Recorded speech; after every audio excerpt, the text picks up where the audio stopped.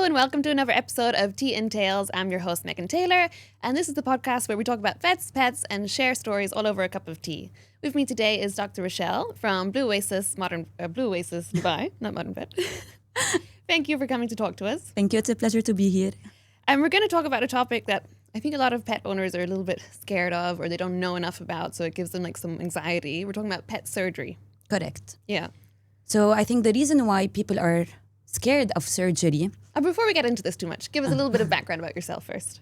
Okay, so I'm a vet in Blue Oasis, as you said, and I have a particular interest in surgery. That's why we're doing this topic today. And how long have you been in Blue Oasis for? For 5 years, almost. It's long. Yeah. And are you doing a lot of surgeries in Blue Oasis? Yes. Okay, so why is it of interest to you? Like you came up with the idea actually. Because every time we mention surgery, I feel like owners are always scared. Yeah, there's a lot of resistance to Yes, it. Like the word surgery itself, it brings anxiety to owners. And I think it's because owners, they fear the unknown. yeah, exactly. They don't understand all the elements to it, and it's kind of like you're just going to take my pet and Like, someone's going to take my pet and he's going to be under anesthesia and I don't know what happens in the surgery room. This is all very scary. yeah. Once they have all of the information, once they know everything, this fear, it's never going to go away, but it reduces significantly. Yeah, exactly. So how do you kind of work with pet parents? What is your kind of process of like introducing the concept of surgery and like... So it depends on what type of surgery we're doing. Is it a elective surgery or is it a necessary surgery? But in all cases, the owner should have all of the information before going into surgery. Right. So let's start with the kind of more routine ones, okay? So you're talking about like spays, castrations. Even these are really routine for you guys, and you must do them the whole day. So for you, it's nothing or not nothing, but you're not thinking of from the pet owner's perspective of like, oh, this is surgery. Yeah. It's like, no, it's going to take 20 minutes. It's going to be fine. But a surgery is a surgery. Yeah. It involves the same steps, the same 1, 2, 3, everything. And I think it's good to clear up how surgery works, any type of surgery, whether it is a routine spay or neuter, which is a 20-minute surgery, or a more complex surgery that, like orthopedic surgery that takes hours sometimes. It's the same steps. Step 1 is the pre-surgical check. Right. It's with the owner to explain to the owner what is going to happen in the surgery, what's the outcome we expect after the surgery, and it's the pet preparation. And you know, that's such a crazy point that you said this is the first step. This is not a first step for every place. You know, some places don't do the pre-surgery check. It's just like, I'm coming straight in for the castration. But it's like, no, this is the first step. There's no surgery without Exactly. We need to communicate. And even the pet owners are not even aware of it. Like, no need for a consult. I'm just for the surgery. But yes, which is a big mistake because you need to tell the owners what will happen, what to expect after the surgery. Even if it is a routine spay or neuter, you need to tell them like, okay, your pet is going to have a cut this big or this big. You might expect some drowsiness. You might expect other things. And we need to check the pet first. Because as I told you, it's both with the owners and with the pet. I need to make sure that he is fit to be under anesthesia. Right, so how do you kind of assess that? What's involved in the pre-consult? Or how do you check that they're fit? So first there's a physical exam, the routine checkup. And there is the pre-anesthetic blood test, which includes kidney parameters, liver parameters, blood clotting factors, basically all of the essential parameters needed in surgery for the excretion of excretion of anesthesia, or make sure that no bleeding happens in surgery. And for you, is that a mandatory, the blood tests and so on, is that mandatory or it's kind of highly recommended, or how do you approach that? It's highly recommended, to a point where personally I can say that it is mandatory. Yeah, you're like, I'm not going to do this unless we really check. Unless the owners really refuse, which is also a myth. Like some owners think, oh, it's a small surgery, no need for blood tests. Blood tests are not tailored for how long is the surgery or how complex is the surgery. It's about the safety of the surgery. It's to make sure that even this 20-minute surgery is safe, because it involves also general anesthesia. And I think it's people who are nervous, it's like that's a great first step to kind of like put you at ease. Like, first, we're going to make sure they're fit. And I'm sure you have many stories of young puppy or whatever comes in for the spay and we'll just do this kind of necessary, but first step that we did the blood test, and how many times actually we should pause this We because find there's something you had no clue about. Yeah. We find underlying problems, and it's very common, even though the pet doesn't show any signs and symptoms, but there's a high chance that after anesthesia, he will start showing signs and symptoms. And here is where owners tend to blame the surgery. I shouldn't have done the surgery. After the surgery, this happened. And it's not that. It's because we did not investigate enough before. Exactly. So well said. So we've got the blood test, the pre-consult check, and then you were saying you also speak to the owners and explain. So what is the kind of information you would give them? So we need to, as I told you, we need to talk about the outcome of the surgery, not just the surgery itself. So we tell them about surgery timing. If this surgery, we expect me to call you after I'm finished in 1 hour and 30 minutes, depending on the surgery. We expect him to stay hospitalized for 1 day, 2 days, no days, depending on the surgery. We need to discuss the aftercare because sometimes there's wounds, sometimes there's drains, sometimes there's bandages. So we need to talk about these as well because the owners need to know how to manage that at home. And then before they come to the surgery, what's the kind of general advice? How best to prep your pet for coming into the surgery? At home. Or the day of the surgery? Okay, so it starts at home. Okay, tell us. It starts the day before. Oh, wow, okay. We usually tell the owners keep the pet fasting. The fasting is 8 to 12 hours maximum. Because more than that, we're risking dehydration, we are risking a low blood sugar level, and less than that, we're risking aspiration pneumonia. What I mean by that is when the pet is under anesthesia, the stomach muscles relax. And if the stomach is full, this food inside the stomach will have to go up. And does that happen a lot? If the pet is not fasting, it does. And then because he's under anesthesia and he cannot swallow, this food that went up will go in the trachea to the respiratory system, thus having aspiration pneumonia. And you get this a lot. A lot of people are like, he had a tiny bit of food this morning. Yeah. Like, I kind of forgot. A little bit.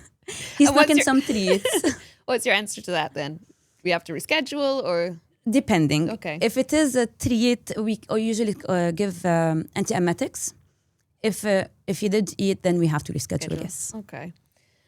And can you tell us a little bit more about kind of the preparation for senior pets doing surgery? Is it the same process or is it a little bit different? Or how do you approach more senior pets? So I'm going to combine senior pets with not fit pets. Or pets suffering from a certain problem because it's the same. Yeah. It requires further testing. So more detailed blood test. Yeah. Maybe even x-rays, maybe even ultrasound, depending on what we're doing. And we need to be aware that more problems can occur because most of the times these pets are not having a routine surgery, not an elective surgery. It's a more necessary surgery. Which comes with more, I don't want to use the word complications, it's not complications, but it comes with more challenges to it. Right. What kind of challenges are those? So because these surgeries are not routine, most of the times they involve a longer surgery time, a more advanced approach, not just how to say this? It's more invasive, basically. Right. So it's a more invasive approach and more medication more aftercare. So all of these need also to be communicated with the owner. Right. And even, I think, when people are nervous about doing the surgery, they have an older pet, like a lot of older pets. You must hear, like, if they need dental, and then people will kind of be like, no, he's too old, I don't want to do it. So anesthesia is the same for a dental or for a surgery. It's the same amount of risk. And it's the same amount of precautions that we take as well. I want to talk about the risk since you already brought it up. Owners are scared of the risk of anesthesia, basically. They're not scared of the surgery because they are not the ones doing the surgery. They're worried about the thing that they know of, which is, oh my God, my pet will be under anesthesia. This is risky. This is dangerous. I don't know what to expect. Nowadays, the modern medicine is safer. especially with all of the checkups that we did. We did blood tests. Let's say we did ultrasounds, we did x-ray. We made sure that the risk is minimal. Yeah. So nowadays, we cannot be scared of anesthesia anymore. Of course, I can never say that the risk is zero. There's always an adverse reaction to anesthetics. There's always many things that can happen. But I can say that the risk is minimal. Right, exactly. And how do vets stabilize pets before anesthesia? And why is that an important step? It's a very important step because pets that are not safe to be placed under anesthesia have an increased risk of complications. The blood test that we talked about, we need to address every abnormal parameter there. If he has an underlying condition, we need to address that as well through IV medication, through fluid therapy, through rest, through a specific diet even. So all of these need to be addressed to minimize the risk even further. And if we talk about other types of surgeries which are necessary life-saving surgeries, the risk is definitely higher, but we try to stabilize as much as possible to decrease this high risk. So in these types of surgeries, the owners are at higher stress levels. Yeah. But it's the reason behind the hospitalization and the stabilization before is not to delay the surgery, is to make sure that the surgery is done at the appropriate time where the pet is the safest. Right. And even for a lot of people, like with their Boas breeds, their French bulldogs and so on, do you also have a different approach for them, like when you're going into the surgery? Like, of course. Right. So for these types of procedures, for example, part of the pre-surgical checkup is a CT scan to check which are the areas we need to address, if there's anything else we need to look at. Same goes for an owner that comes with a simple lump removal. It's a very quick surgery. It's a simple procedure, but also comes with pre-anesthetic x-rays to make sure that it's, of course, also cytology. So these are part of the pre-check. It's not just, I found this, just chop it off. Just cut it and remove it. It doesn't work that way. Yeah. There's a lot of steps to do before. Or we could just go in and open up. Exactly. Same goes for, my pet just swallowed something just now. Just cut and open and remove. No, we need to do an ultrasound. We need to check the motility. Where is it? The location and everything. Exactly. So you've told us a little bit about the kind of pre-surgery. Talk us through the surgery itself, the steps that you guys have to ensure that everything goes smoothly within the surgery itself. So this is another unknown to the owners. Oh, they don't have a clue about this part. Surgery is not just the surgeon. There's an entire team behind the surgery. Surgery starts at induction. There's an anesthesiologist, there is nurses, there's assistant, and there's the surgeon who is focusing on performing the surgery. It starts at induction of the anesthesia. There is intubation to clear the airways to make sure that they are safe. There is monitors that are connected all over the patient to check respiratory rate, heart rate, oxygen levels, CO2 levels, ECG, everything, basically. Yeah. Blood pressure. So the pet is being monitored 24/7 in the surgery, every minute, every second, to make sure that he is safe. We have the shaving of the surgical site. This is a lot of people don't like that, but they don't understand. They don't understand. This is something for me. We've saved their life. Personally, bold, but please shave more in it. I want a big space. I want a sterile area to decrease the risk of infections, which is also something that the owners don't know how sterile is the surgery, how aseptic we work. Yeah. Especially, I guess, if you're working in kind of like a foreign body removal and you're like, okay, we just do this tiny little bit, Exactly. We're opening an area which cannot catch and we cannot risk an infection there. Yeah. So sterility is very important. And everyone in the surgery room is covered from head to toe. The instruments we're working with are sterile. And this is to ensure that we are working in an aseptic medium to decrease the risk of infection. And you kind of mentioned about the vitals, and a lot of pet owners aren't aware that those vitals, like you said, are being checked every minute and assessed. And the kind of plan is being changed according to that. You know, like Exactly. if something goes up, if something goes down, we are changing and monitoring. Actually, good thing you mentioned. I forgot that even anesthesia is tailored individually to every patient. Right. So the pre-anesthetic check that we did, combined with the like if it's a geriatric patient, if it's a dog, different than cats, different from rabbits, guinea pigs, even species differ, the anesthesia and everything. So every single pet has his own tailored anesthesia protocol. Yeah, because even for my own dog, he has a mitral valve failure, and they were kind of saying like we can still do the anesthesia, but we just have to kind of We avoid this medication. Exactly. We use this Yeah. medication. So it's tailored individually to to the pet. what's going to work Yeah. best. Exactly.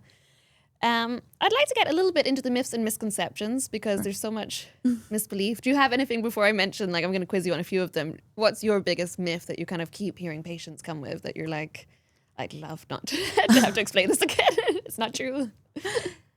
It's a lot. There is a lot. Okay, I'll do the quiz. And then if you have another one that comes to mind, you The can tell first one us. that comes to mind Okay. actually is the one that we just discussed. No, anesthesia, it's too risky. This is the major one. That's the first one. Anesthesia is dangerous. True or false?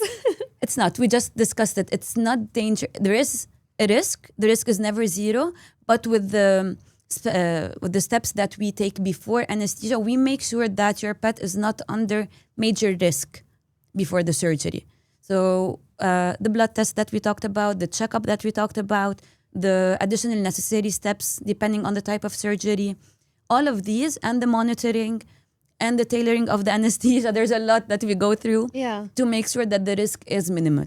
And do you think it's kind of like an outdated thing from like 10, 20 years ago where those maybe weren't the steps in place Yes, and the they're- whole thing was potentially a bit riskier than So, it is today? Like, Monitoring was not as intensive as now, maybe.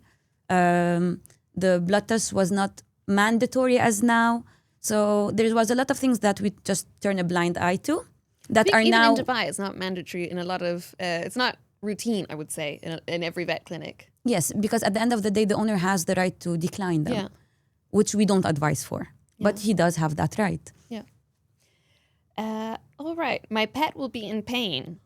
Pain management, that's very important. And I think you did a podcast with Dr. Noor who discussed pain Yes. in details.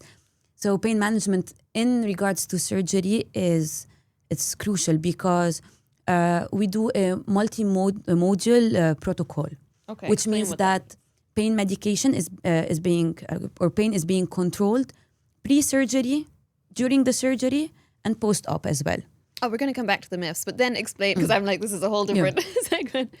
The pre-pain meds and during the pain surgery pain meds, a lot of people don't understand that. They just think they get the pain medication after. No, definitely before the surgery because it helps calm. It's part of the induction. And during the surgery because pain, when the pet is in pain, even if he is sleeping, you still see it on the monitors that we discussed. You still see it on the heart rate, the respiratory rate. You still feel, okay, he is feeling something. We don't want that to happen. That's why pain medication is essential. It's an essential component of the anesthesia that we give. Right. And even after, we're going to go to the... We're going to get to after. We're going to get to that. But even after, pain is being controlled. Exactly. I'm interested to hear what you say about this. Can a pet really be traumatized by surgery or lose trust in its owner? That's a very good myth, actually. Owners are usually scared.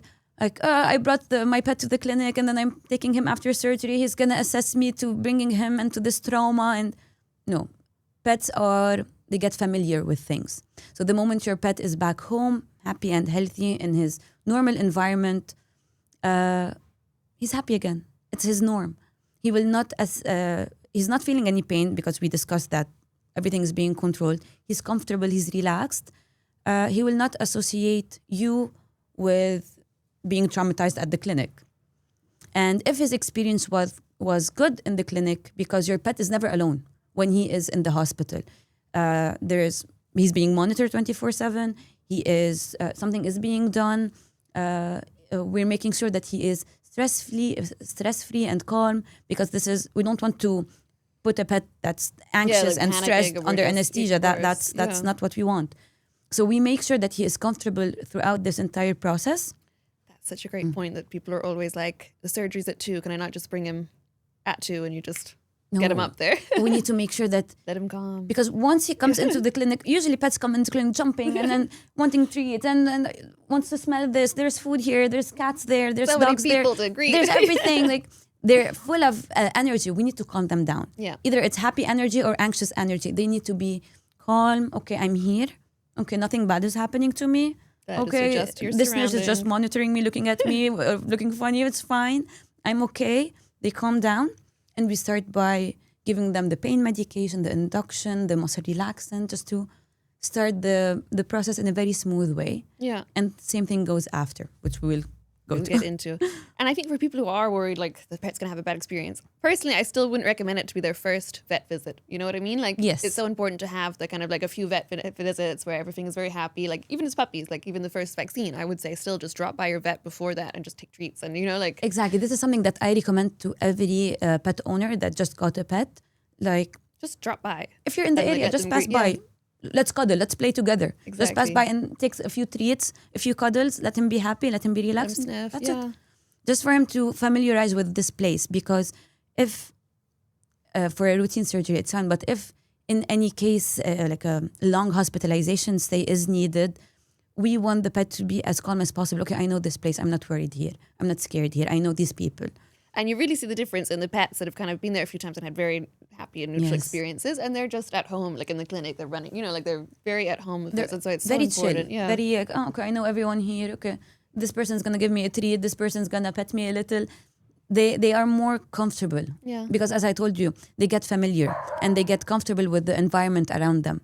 So if they are comfortable in this environment, everything goes smoothly. Exactly.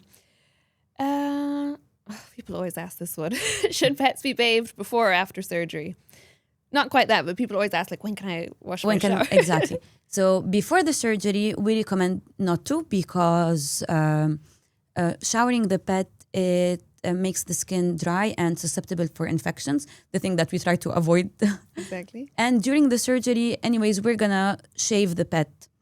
And if you made a cute haircut, we're gonna ruin it. After the surgery, the pet will have a cut, a wound. And we need to wait for that wound to close because we don't want the water and the soap to go inside the wound. People are always like, I want to wash them now. And I'm like, just No, wait. please It's not wait. urgent. Just wait a Please few wait. weeks. Dry shampoo on other surgical areas after is fine if you get super dirty, but even try to avoid everything. Yeah. So I don't know if that's a myth or a fact, but it's not. Yeah, it's false. Don't do it. Do simple surgeries, okay, we kind of said this. Do simple surgeries really not require blood tests? No. As I told you, the blood test is not, doesn't depend on the How advanced complexity. this is, If a surgery is complex or not. It's for the safety of the pet, which is our primary attention. Like we want to go into surgery, no matter what the surgery is, and go out of the surgery as risk-free as possible. And is fasting really crucial before surgery, true or false? Yes, not a long time, as we discussed. We don't want to risk any dehydration and hypoglycemia. We want him just enough for the stomach to be empty, but for his bloods not to be affected, and then further stabilization are needed. Okay, so I'm glad we cleared up all these misconceptions for people. So let's get a little bit into the aftercare. What happens after the surgery? And I see sometimes actually so many nurses trying to explain all of the information about the post care. It's too straight much. after the surgery. The owner's like, oh, you know, It's too much. It all goes over there. So it depends on the type of surgery. Some surgeries where it is too much, we need to discuss what to expect before. Yeah. Some surgeries are quite straightforward, so we can explain them depending on the surgery. Aftercare starts the moment we turn off the anesthesia. The moment we switch off, we keep the pet on oxygen and monitored. We monitor until the pet returns conscious and is able to stand and swallow and walk, maintain himself. This is where we say, okay, the pet is safe and the risk of anesthesia is eliminated. And we assess the type of surgery, if medication is needed from antibiotics or anti-inflammatories, or even stomach protectors, supplements, whatever medication is needed, we make sure that these medications are properly labeled and have all of the instructions on them, because everything we say to the owners right after the surgery will not stick It's 100% very hard to because kind of, yeah. they just saw their pet come out of surgery. Okay, They're not even listening. They're like on the ground with their pet. Okay, we're gonna give him this medication. Don't worry about it. And then they're with their pet. So we make sure that it's labeled there. If they ever forget, is this once or twice daily? It's written there. Yeah. This is in regards to the medication. The aftercare, it differs for surgeries. For example, a spay and neuter doesn't need cage rest and restrictions. It just needs to please abide by the collar and the medical shirt, please, because this is something that the people hate the collars. They hate. I understand. I mean, there's nothing worse than a big dog with a collar and just bumping into your leg and then bumping to the table. It really is a lot, but it is necessary to avoid licking the wound and causing more trauma to the wound. We don't want him to come after a few days with an open wound and oops, now we have to go and close again. Right. And what's your opinion on the kind of soft cones, hard cones, jackets? What do you usually advise depending on the people? surgery? For example, a surgery on the extremities, a jacket doesn't work. It has to be a cone. A surgery in the eye, a jacket doesn't work. It has to be a cone. But a spay and a even neuter, for the eye, a lot of people still want to do the little soft cones, but it's like, I think you have to do it's the big risky. cone. It's risky. One scratch to the eye and everything can be ruined. But for spays and neuters, medical shirt is more comfortable, especially that spays and neuters are usually the first surgery a pet ever has, and a cone after can be very. The pet can become dramatic with the cone and not so happy. So yeah, that's another good point actually. That people think they can come take the pet whenever you're done with the surgery, and they don't really love the idea of waiting 5-6 hours or however 2-3 hours or however long it takes, because we need to make sure that he is awake, that he is safe to go home, because we don't want an owner rushing this process, taking the pet home, and after a few hours or even minutes, I don't think he's awake. He's very drowsy. He's very sleepy. Exactly. This is something that. So we do expect some drowsiness after the surgery for the first 24 hours, but we don't want the pet to be asleep. We want him to be able to stand, to walk, to eat, to swallow. So we need to make sure that this is happening before sending the pet home. And part of the instructions that we give is, for example, we know that he's been fasting, but do not overfeed your pet because, as we said, the stomach is relaxed. We don't want to overwhelm him and then for him to vomit at home. Make sure that you don't overexcite him because he just came out of surgery. He's a little bit woozy, yeah, exactly. So he needs to calm down, to be in an environment that's calm, relaxing, familiar. Some surgeries request cage rest or restrictions, like orthopedic surgeries. Part of the aftercare sometimes request further processes, like for example physio after. I was gonna say yes, this is something that this is part of the recovery. Physio, it drives me crazy that they'll do the surgery and then it's like, okay, we've done the surgery, and that's kind of just where the road ends sometimes. And it's like, no, this is where we start. Okay, we've done the surgery. Now we have to you put all this effort, you put this money, this time, you put your pet to do this surgery. Don't give up yet. You got to keep going with the advice after the surgery. It's part of the recovery period. It's part of the treatment. So as we mentioned, we talked about the surgery as a pre-surgery and post. We're in the post now. This is all a package deal. You cannot just choose the surgery. You cannot just choose, I want to do this part. I don't want to do that. I don't want to do I just want to do the surgery part. There's no option here. It's part of the treatment. Exactly. So what are the realistic expectations for healing time? Obviously that varies so much depending on surgery. But exactly. So let's say the thing that the owner sees on the outside is the wound. And this wound takes average 10 to 14 days to fully heal. But that's the external wound. Internally, every single organ has a different healing process. So this is something that also needs to be discussed prior to surgery. So for example, if we're doing a gastrointestinal surgery, healing is different from doing an orthopedic surgery, which is different from doing an eye surgery, different from doing a skin surgery. So every surgery has a different expected healing time. This is something that is part of the pre-surgical communication that needs to be done with the owner. Right. And a lot of people are always asking, like, maybe you can answer for them. They don't want to come back, or they don't want to put the pet through taking out the stitches. So why can't we use the dissolvable stitches every time? We use the dissolvable stitches most of the times in in cases where we have specific indications that we want. We don't like. There's problems with the healing. Where there's problems. We want to be the ones to actually remove the stitches. This is where they have to come back. But most of the times, it's dissolvable stitches. But even with dissolvable stitches, they have to come back. We need to make sure that the healing is done properly, because we see wounds every single day. Mm-hmm. Owners see the wound on their pet only. So they might not be able to differentiate what is a normal healing process and what is an abnormal healing process. Can you let us know how people could, like, kind of at least know the signs of if it's infected, if it doesn't look quite right? What can you look for? Discharge. This is the major thing. Is that normal in any kind of wound? No. Discharge is never normal. Okay. Excessive redness. Opening of the wound, like not complete fusing of the wound. Severe irritation or signs that the pet is not comfortable on the site of surgery. This is not normal, because as we said, we are controlling the pain. So a sign of discomfort means that there is something out of what is expected happening. Mm-hmm. So this is also a sign. Severe tiredness, like the pet is, even after the 24 hours, he's still not okay. You feel like he's still not himself. This is something that there's something not quite right there. It might be something not related to the surgery itself. It can be something related to a pre-existing condition, the one that we discussed, that needs to be revealed in the blood test before. Yeah. So these are things that we need to monitor after surgery. The wound, a pet general behavior. Eating behavior is very important, because pets love to eat.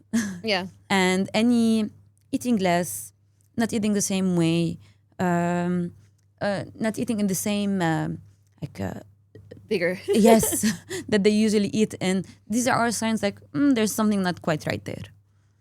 Thank you. So I want to do the final segment about, like, kind of trust and communication with the owners, and, like, why is it so hard for owners to leave their pets there and kind of just. So I think this is the answer to the first question that we started the podcast with, which is the fear. Yeah. So the fear of surgery creates this tension, and once you trust the process of surgery, everything that we just discussed, from pre to surgery to post, and you trust the process, this is where pet owners, they can become calm and know what to expect. Communication is key. Ask all of the questions you have to the surgeon. Everything from the simplest one, the ones that you think, okay, maybe this is not an important question. Oh no, yeah, it's like definitely just Every ask. question is important, because even the most silly question, when can I have a nail trim after?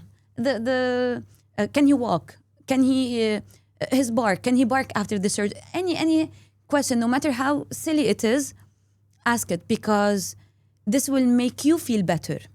And when you feel better, your pet feels better, and the process goes smoother on you and on the surgical team and on the pet. So make sure that communication is 100% transparent. Make sure that all of your questions are answered before going into surgery.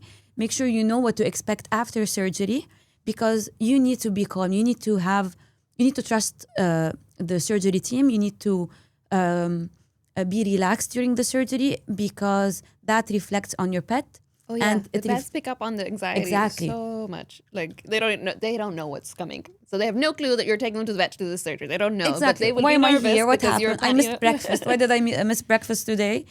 But if the pet is anxious before you've even gotten there, it's a direct kind of, they're picking up on your possible energy, because they don't know the schedule of the day. So definitely, there's always an emotional part to it. Yeah. Leaving your pet in the clinic and walking out of the doors, it's always emotional, always. So we need to make sure that the owner is walking out of the doors, leaving their pet with us. It's a very deep moment. You're trusting me with your pet. And I want you to feel comfortable enough and make sure that you are leaving them in good hands, and you are not scared of the process. You are not scared and worried. You need to be comfortable with this. And if you're not comfortable, stay and ask all of your questions. Stay and make sure that you are walking out of these doors comfortable and not anxious, basically. I love that you kind of said about the communication, because I don't know if you've seen this thing on Instagram. There's like this funny video. It happens always with dental. It's like as soon as you're trying to call the vet is trying to call the pet owner to ask them about extractions, and they've just like disappeared, and their phone is nowhere to be. This is why I make sure before, for example, That's in what I mean, dental, the communication, in like dental, you shouldn't be waiting, I think, to be no, because calling. this elongates anesthesia time. I don't want to put the pet under unnecessary anesthesia longer than necessary. I don't want to elongate that time. I want the procedure to go as fast as possible and as smooth as possible.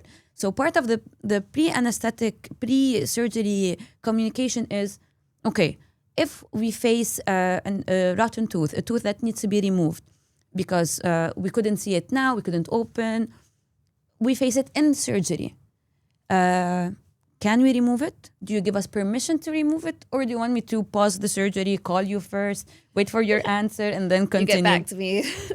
So I need to know what to do in surgery, not pause and go back. Yeah. This pausing and going out. And then we talked about, this is something also in other types of surgeries. I don't want to pause and, I found a rubber ball in the stomach. Can I, it affects the sterility of the surgery as well. This going out and in, out and in, out and in. We need to plan the surgery together with the owner. And you've gone over all possible outcomes. Exactly, all outcomes that we can face. If we face this, we're going to do this. If we face this, we're going to do that. We need to be clear with the owners before on what are we going to do. And after the surgery is done, then I can call the owners, we faced that. A or plan B. Exactly, and we did that. Yeah, because that's the thing with surgery. You can be prepared, but there can always be something outside of the plan, and you've already discussed it. We need to we need to have discussed that with the owners prior to the surgery.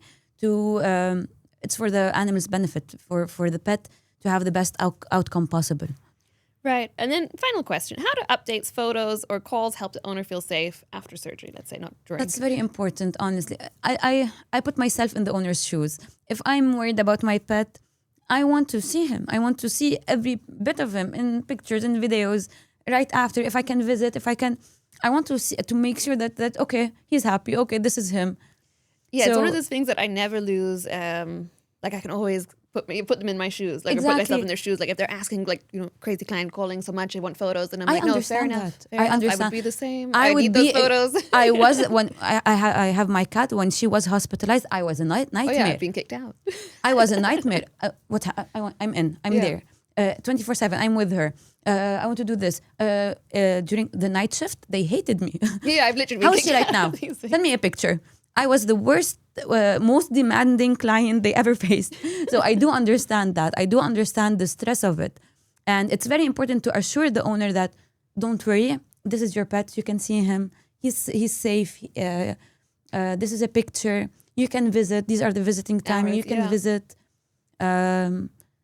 And the pet also will feel, if we're talking about a critical case or a necessary surgery that has to be hospitalized after, the pet will feel more safe. Oh, okay, my mommy and daddy are here. They love me. They're with me.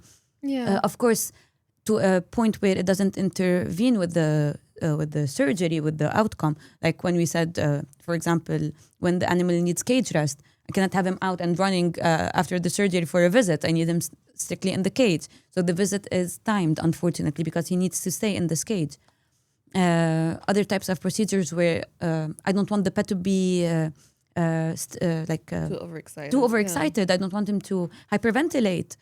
So these limit our visits, but this does not mean that we cannot send pictures and videos after. And I think it's such an easy way of just keeping everything so smooth and like putting clients at ease. Like it's going into surgery. We've just finished surgery.